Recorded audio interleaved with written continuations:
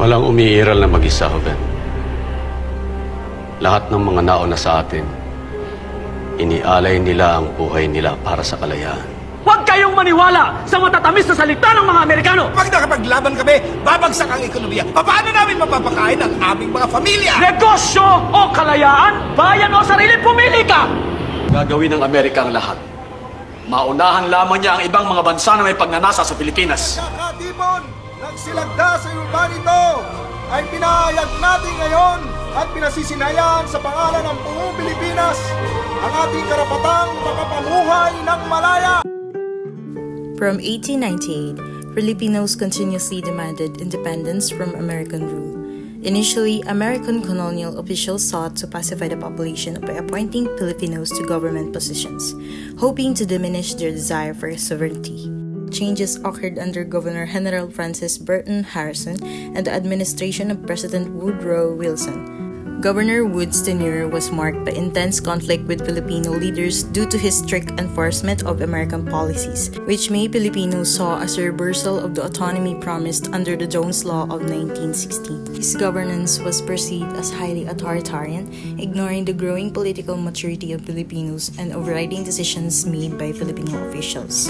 These tensions culminated in the mass resignation of Filipino officials in 1923, an act of protest against Wood's policies. Jones Law of 1916, or Philippine Autonomy Law, promised eventual independence once a stable government was established, though no specific timeline was given. This promise was a milestone for Filipino leaders like Manuel Quezon. Additionally, the Retirement Act of 1915 incentivized American officials to leave their posts, paving the way for the Filipinization of the government bureaucracy.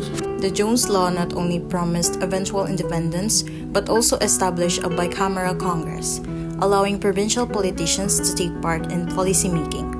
Manuel Quezon served as Senate President, while Sergio Osmeña was Speaker of the House of Representatives. This leadership roles enabled Filipinos to demonstrate their capability to govern effectively. This progress fostered expectations among Filipinos that their competence would soon lead to meeting the requirements of Jones Law, resulting in the long-awaited grant of independence. The conflict between Filipino leaders and Governor Wood highlighted the growing desire for self-governance and resistance to take American colonial control.